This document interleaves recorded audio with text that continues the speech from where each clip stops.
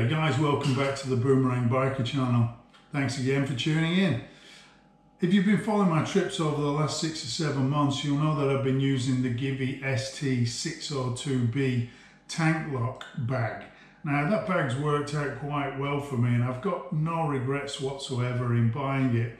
But I've just found recently that it's starting to get some limitations in terms of how much equipment that I can put in there. So obviously I'm using a GoPro with backup batteries. I'm using my Insta360 camera, so I've also got mounts and batteries for that. So I'm really running out of space with the bag. So just this week I actually took delivery of this bag from Mosko Moto, which is known as the Nomax. So I wouldn't say, it's not really fair that I'm replacing this with that. It's a different bag entirely. It's aimed at a different audience. This is more around commuting, whereas this is more a sort of adventurous type bag. So it wouldn't be fair to give it a straight comparison. What I thought though is you might be looking for a bag at the moment and you might be looking at these two. So this would be a good opportunity to provide you with a comparison of the various features. So what we'll do is we'll switch the camera angle around and we'll zoom in and we'll go through some of the features, the good and bad, the likes and dislikes of each bag. So once again, thanks for tuning in and stick around for the comparison.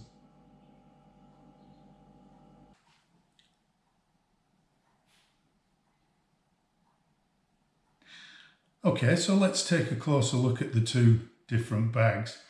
First off, we'll start off with the mounting system. We'll turn over the Givi and take a look at the tank lock system. Now, by far, this is the best mounting system on the market. It's a unique tank lock ring, and you can see by pulling this little red tab that we've got 3 tabs there that retract and allow you to release the bag from the top of the tank. So you will need to buy an adapter ring specific for your tank bag, or sorry, for your bike, in order to fix the tank bag to the top of the bike. So you will need to look up the various flange adapter, but I think they were about $15 Australian, something like that. So by far, the tank lock system for me provides much more convenience than the Mosko bag, which comes with straps. So there's the main strap that's attached to the bag, and down at the other end you get these smaller, tabs which you cable tie to the bike frame and then attach the bag by clicking the tabs into place. So for me, by far, the Givi comes out on top with that one. I really wish that Mosko would come up with a bag that gives you the functionality of the Mosko bag, but on the bottom gives you a Givi type adapter. So Mosko, if you guys are watching my review, maybe that's some food for thought. So that's the mounting systems. So next we'll look at quality. Between the two bags, I have to say I've had this bag now for 6 months and it's been fantastic. I can't fault the quality. The zips are great, they never snag at all. Inside, the attention to details is pretty good. The Velcro that they use has not stopped performing. That is spot on, so I can't complain about that. Although there is this little pocket on the top there, which is held up in place with these little Velcro tabs.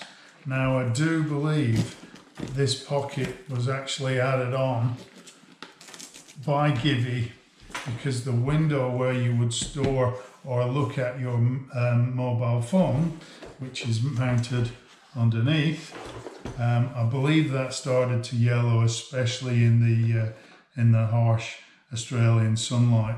So in terms of quality, that might be a minus for Givi there.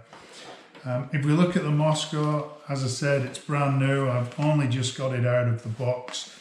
But in terms of build quality, can't fault Mosko. The zips are fantastic.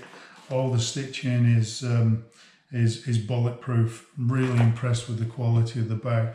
So in terms of quality, I would say they're very even.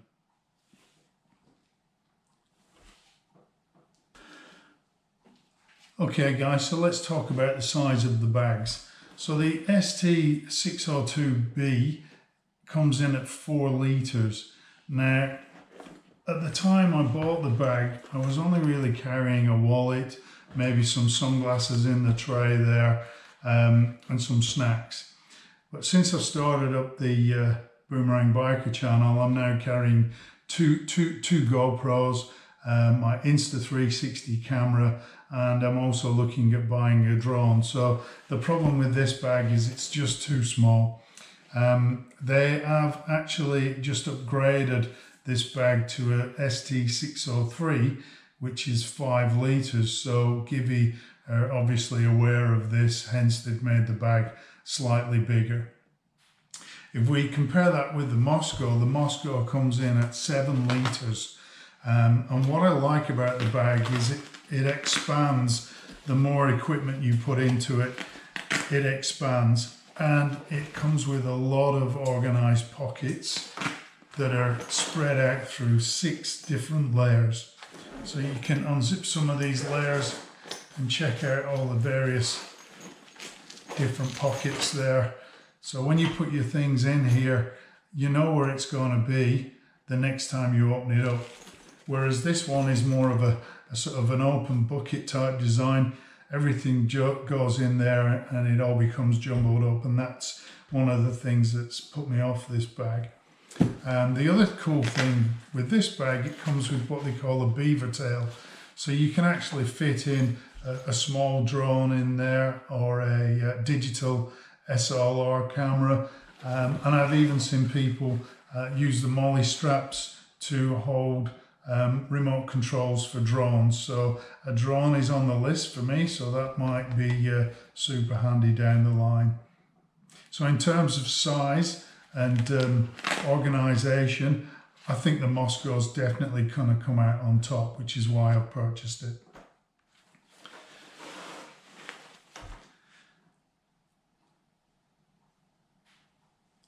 Okay, so let's talk about waterproofing. Now, both of these bags come with a rain cover.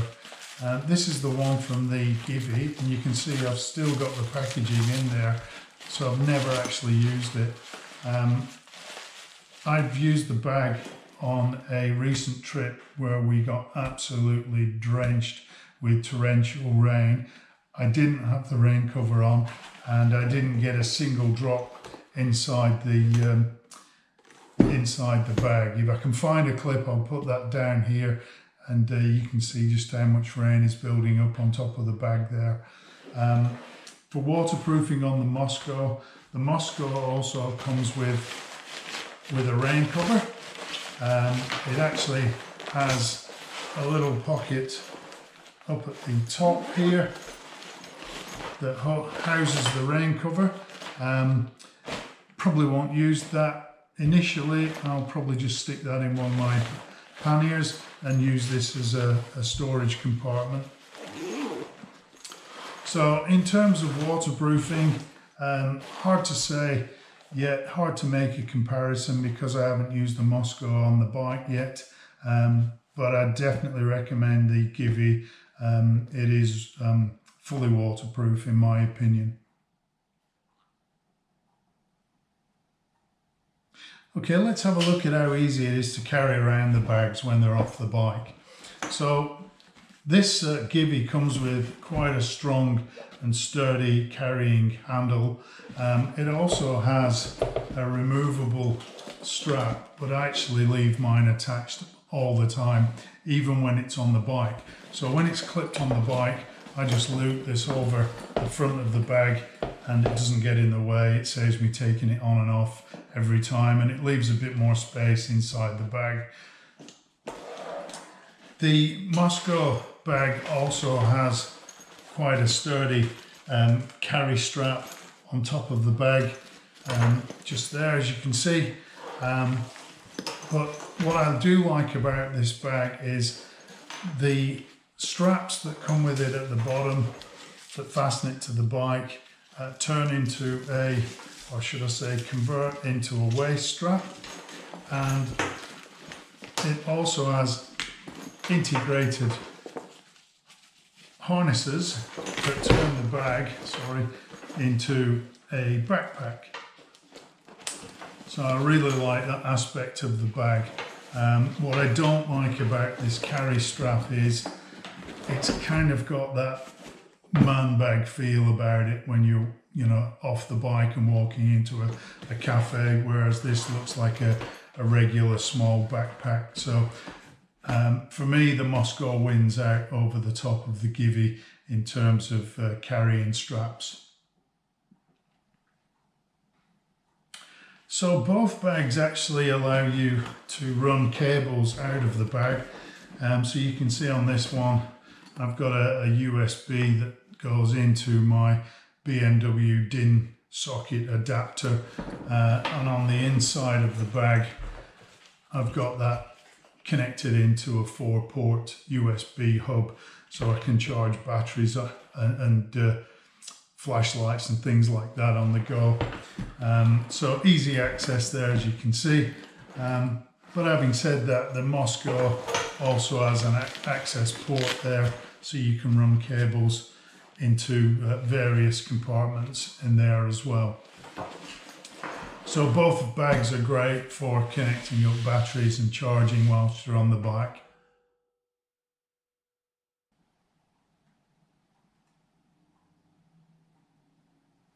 Okay, so that's a comparison on the two bags. We'll just put the Givi away to one side for the time being, and we'll take a little bit of a closer look at the Mosko and some of the benefits of this bag that it has over the top of the Givi. One of the big things with this bag is it actually comes supplied when you buy it with a 2-litre hydration pack and integral hose there.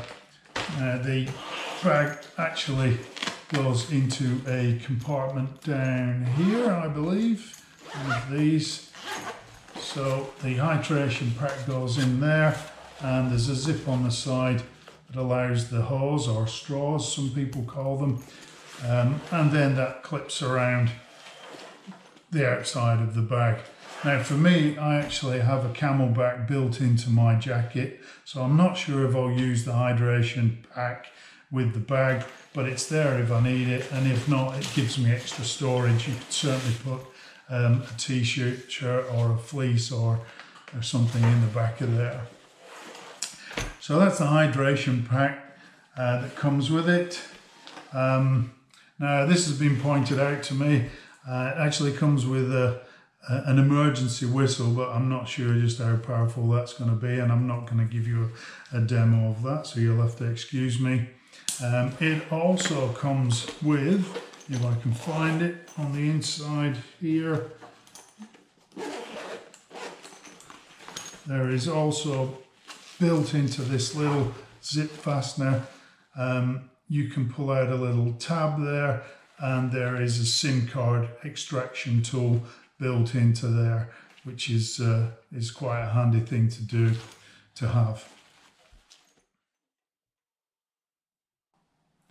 Well, hopefully that's given you a decent and fair comparison of both bags. I'm obviously aware that they're aimed at different users. The Givi is definitely a commuter's bag, whereas the Nomax is more of an adventure bag. I'm actually going to take the Nomax out to the bike and install it on the bike. So I'll put a link up here to the installation video. So if you've just bought the bag and you want to know how to fit it, then click through on that link. So thanks again for joining me on this review. I hope you found it useful, and if you have, yes, please hit that thumbs up and don't forget to subscribe for future videos. So ride safe and have a great day.